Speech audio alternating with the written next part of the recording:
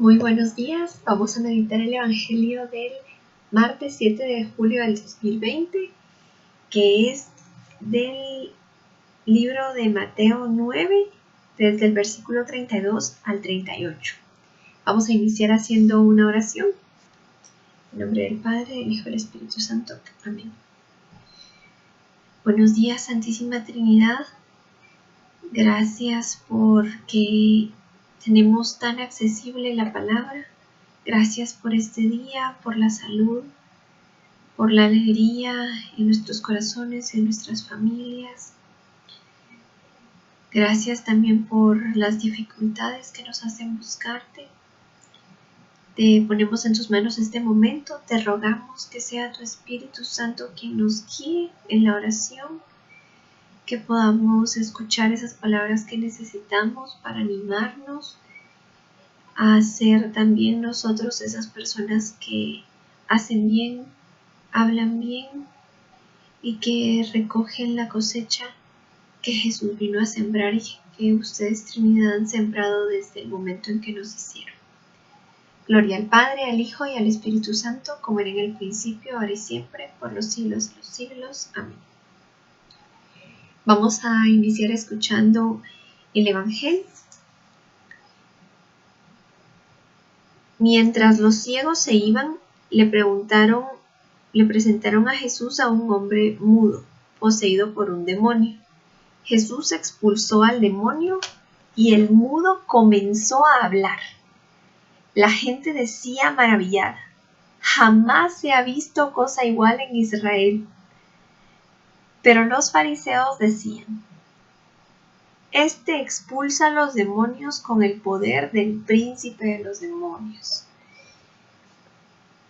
Jesús recorría todos los pueblos y aldeas enseñando en las sinagogas judías, anunciando la buena noticia del reino y sanando todas las enfermedades y dolencias. Jesús, al ver a la gente, sintió compasión de ellos, porque estaban cansados y desorientados, como ovejas sin pastor. Entonces dijo a sus discípulos: la cosecha es abundante, pero los obreros son pocos.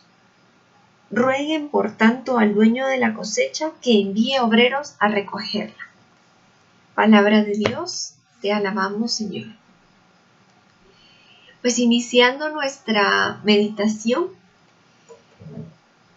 estaba tratando de ubicarme en mi oración en este momento de sanación, ¿verdad? Que inicia con unos amigos, supongo yo, de la persona muda, que lo llevaron donde Jesús estaba. Ellos probablemente habían escuchado ya de Jesús y me ponía a pensar en cómo habrá sido ese momento, ¿verdad? Tal vez lo llevaban agarrado con fuerza porque dice que estaba endemoniado y no querían que se le soltara, ¿verdad? Querían llevarlo hasta Jesús. Y al llegar con Jesús, ¿cómo cambia la manera en que el trato es hacia nosotros? Porque poniéndome en el lugar de Jesús, ¿verdad? Si a mí me acercan a alguien que está teniendo unas reacciones violentas, alguien endemoniado, como dice la palabra, pues yo sinceramente me alejaría, me daría miedo. Y Jesús, por el contrario, lo que hace es, no lo agarra fuerte, sino expulsa al demonio. Es fuerte contra el demonio, pero suave contra la persona, porque le sana. Y dice que el mudo empezó a hablar. Y yo me ponía a pensar, ¿cuáles habrán sido esas primeras palabras que el mudo dijo? Porque él, pues, tal vez había escuchado algunas palabras que otros decían y no lograba expresarse. Pero ahora era inevitable expresar todo el agradecimiento. Yo me imaginaba que sus primeras palabras habían sido: gracias, Jesús. Y hasta me imagino que se lanzó a abrazarlo de la emoción, porque él por primera vez había hecho algo que él ya era capaz de hacer, porque tenía sus cuerdas vocales, él tenía su cuerpo físicamente sano, pero seguramente había algo ahí que no estaba del todo bien. Y eso es lo que Jesús sanó. Y seguramente han visto algún video de un bebé o de un niño que nunca había escuchado. Esos videos son bien impactantes porque se sienten extraños, pero se emocionan de por primera vez escuchar, cuando les ponen ya por primera vez un aparatito en el oído, ¿verdad? Que gracias a Dios la tecnología nos ha llevado a eso. Y luego miraba ahí en la escena a dos tipos de personas. Primero, la gente que decía maravillada, jamás se ha visto nada igual en Israel. Y por otro lado, los fariseos que decían, este expulsa a los demonios con el poder de Belcebú. Y esto me hacía pensar, ¿en qué grupo de personas estoy? ¿En esos que se maravillan por todo lo que Dios hace y hablan de esas maravillas? ¿O en el grupo de los que no han sido sanados y por lo tanto dicen cosas tontas? Porque no tiene sentido. El mismo Jesús nos lo explica en otra parte en la palabra, ¿verdad? ¿Cómo van a creer que el príncipe de los demonios va a expulsar demonios? Un reino dividido no funciona. Es tonto pensar que esos demonios fueron expulsados por el poder de Satanás. Definitivamente es Dios quien está actuando. Y uno lo ha visto en sus vidas. Seguramente ustedes han tenido algún conocido que ha sido sanado y es un milagro tangible. Y a veces uno no lo festeja, no lo anuncia, no le agradece a Dios. A veces uno empieza a orar y a orar y a orar, por favor, Señor, sana. Y cuando sucede esa sanación ni siquiera lo agradecemos. Y me ponía a pensar en varios casos, ¿verdad? Porque todos tenemos un montón de casos donde sabemos que Dios ha actuado. Por ejemplo, una amiga tuvo a un bebé que tenía unos problemas graves del corazón. Tanto que no pudo tener un parto natural, sino que le tuvieron que hacer cesárea. Luego lo tuvieron que llevar a operar al extranjero, lo tuvieron que llevar en una ambulancia aérea. Tuvo que recolectar un montón de dinero para sanarse, ¿verdad? Y luego de que lo habían operado, ¿verdad? Ella entendió que eso fue un milagro. Conseguir todo el dinero, los doctores, el lugar donde lo operaron, porque no era tan caro comparado con otros países. Y ella me decía, si tú sabes de alguna iglesia donde quieran que demos testimonio del poder de Dios, nosotros con mucho gusto llegamos. Y también me ponía a pensar en pues algo un poquito más leve, ¿verdad? Que es, mi esposo estaba con un poco de dolor de estómago y mi hija empezó a orar, empezó a pedir, Jesús, sana a mi papá, por favor. Y luego empezó a cantar esa canción de El amor de Dios es maravilloso. Y él sonríe, ¿verdad? Mi esposo se siente muy feliz de eso. Y todos esos cuidados, esos detalles, esas palabras de aliento nos hacen sentir mejor.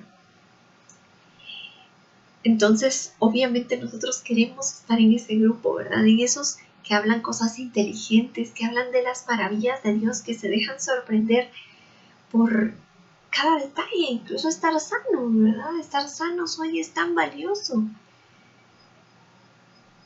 Estar seguros de que si morimos vamos a ir con Jesús, estar seguros de que los familiares que han muerto también están ahí con Él, de que la vida es eterna, que la vida es un regalo maravilloso y Dios nos la ha dado para que la disfrutemos.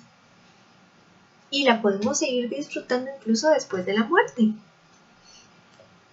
Y Jesús pues no hace mucho rollo con esto del que dicen los fariseos de que expulsa con el poder del príncipe de los demonios. Él continúa su camino. Él continúa, va por más pueblos, por las sinagogas, anunciando la buena noticia del reino, sanando todas las enfermedades y dolencias. Y ante esta palabra yo decía, Señor Jesús, por favor, ven aquí, ven a la tierra, ven a estos hospitales que están tan saturados. Sánanos, sánanos, Señor. Tú tienes ese poder. Y Dios quiere sanarnos. Definitivamente que lo quiere. Y eso lo podemos experimentar incluso cuando la muerte física es inevitable. Yo he escuchado experiencias muy lindas de personas cercanas que tal vez en los últimos días de su vida empiezan a arrepentirse de no haber tenido una relación más estrecha con Dios, de no haber dado un mejor testimonio de vida, y le piden perdón a Dios, y seguro que Dios nos perdona, y seguro que están en el cielo festejando con Él, sin sufrimientos, ¿verdad? Y así es nuestro Dios, sin reproches. Luego dice que seguramente Jesús iba por muchos lugares, ¿verdad? Y al ver a la gente sentía compasión de ellos, porque estaban cansados y desorientados como ovejas sin pastor. Y yo me ponía a pensar, en nuestro tiempo, ¿qué nos hace sentir a nosotros cansados y desorientados? Y a mí me pasa muchos días, ¿verdad? Me levanto en las mañanas y así como que lo único que tengo fijo es la hora de la comida. Pero en el resto del día no sé ni qué voy a hacer, porque hay tanto que hacer, ¿verdad? Lavar la ropa, barrer, trapear, cocinar, trabajar en algún proyecto, hacer alguna llamada, hacer ejercicio. Hay tantas cosas que hacer, ¿verdad? Tomar agua. Y bueno, eso se podría solucionar fácilmente haciendo un horario, incluso para los niños. Es muy recomendable que tengan ya un horario y ellos solos vayan siguiendo su horario, ¿verdad? Sin que se les esté exigiendo, recordando qué es lo que sigue, qué es lo que tienen que hacer. Pero esto que dice aquí la palabra es cansados y desorientados como ovejas sin pastor. Y eso también se puede solucionar a través de la palabra. Porque si nosotros nos sentimos así y no sabemos qué hacer en este momento, es porque no hemos escuchado a Jesús. No hemos encontrado qué es eso que podemos hacer para sanar a otros, para ayudar a otros a hablar. Porque esta sanación que vemos hoy en el mundo, ¿verdad? Seguramente que muchos de nosotros la podemos tener. Y me recordaba de cuando estaba en la universidad, que pues éramos 120 personas en un salón de ingeniería, y a veces los profesores decían, ¿tienen alguna duda? Y nadie preguntaba, ¿verdad? O cuando alguien preguntaba, a esa persona que preguntaba le hacían ruido así como de, no, tan tonto. Y a veces por eso no hablamos, porque tenemos miedo que se nos juzgue, nos da vergüenza reconocer, yo no sé bien, no entendí, o no queremos formar parte de alguna decisión. Pueden haber muchas razones por las que no estemos hablando. Ahora también he visto alguna publicidad en la televisión de el uso de la mascarilla y la relación con la violencia, ¿verdad? Y dice, el hecho de que usemos mascarilla no quiere decir que no podamos hablar. Seguimos teniendo boca. Seguimos teniendo la capacidad para expresar si yo necesito que se me hable con más respeto. Lo podemos decir. Seguimos teniendo boca para dar nuestra opinión. Seguimos teniendo boca para anunciar las maravillas de Dios que Dios ha hecho en nuestras vidas. Hay tantas cosas de qué hablar. Y a veces también me ponía a pensar que cuesta decirlo de frente a alguna persona, ¿verdad? Y podemos buscar algunas otras maneras, como escribir una carta. Yo me recuerdo cuando era adolescente, tenía algunos problemas con mi papá y le escribí una carta sobre lo que yo sentía y él realmente puso atención. Cuando yo escribí esa carta, yo pensé detenidamente en lo que quería decirle y pues él la pudo leer sin interrupción, ¿verdad? Entonces, esa también podría ser otra manera de expresarnos, de decir lo que sentimos, ¿verdad? Hacia alguien con quien querramos comunicarnos. Y continuando con los versículos del Evangelio, Jesús nos dice algo bien concreto, nos hace una petición. Jesús les dice a sus discípulos en Mateo 9:37, la cosecha es abundante, pero los obreros son pocos.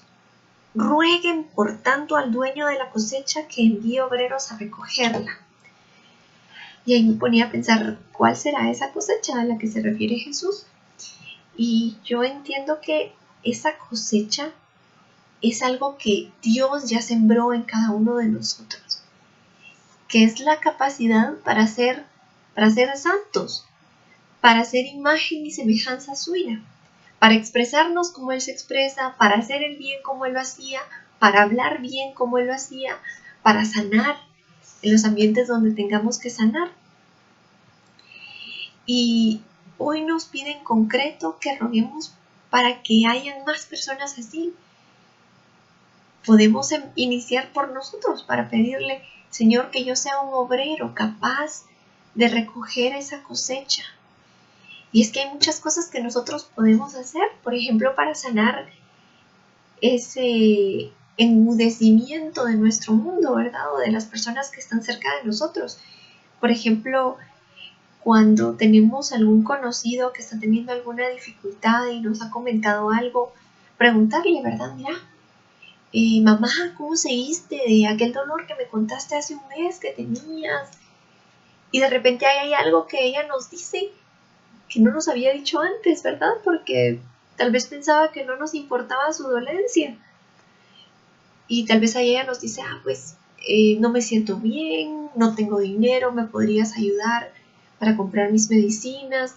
O fíjate que no he podido ir al médico. Nosotros de repente podemos organizar algo, una cita virtual con un médico, algo, investigar algo natural, ir haciendo preguntas a las personas, ¿verdad? Mira, ¿cómo te ha ido? En aquella relación que me contaste que estabas, ¿cómo te ha ido en aquel proyecto? Yo también pues trabajo haciendo estudios de impacto ambiental y me encanta cuando me empiezan a contar de proyectos nuevos, ¿verdad? Que quieren iniciar y me piden alguna cotización para hacer un trabajo. Y yo pienso que bueno poderles impulsar en ese proyecto, ¿verdad? Estar ahí para esas personas, escucharlas. Y es que también dice un dicho, ¿verdad? Que una pena compartida es como media pena. Entonces nosotros podemos estar ahí para ayudar a hablar a aquellos que tienen penas y que se desahoguen así. A veces no necesitan escucharnos mucho, pero sí hablar. Y también ese mismo dicho dice que una alegría compartida es una doble alegría. Nosotros podemos compartir esas alegrías, podemos dejar que otros nos compartan sus alegrías, personas que sabemos que viven solas, por ejemplo, ¿verdad? Que necesitan dialogar con alguien que les entienda, que coincida con sus valores.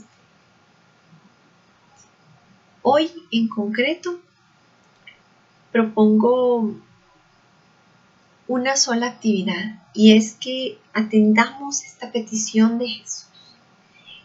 Pidámosle a Dios que haya más obreros que recojan esa cosecha. Pidámosle a Dios con confianza.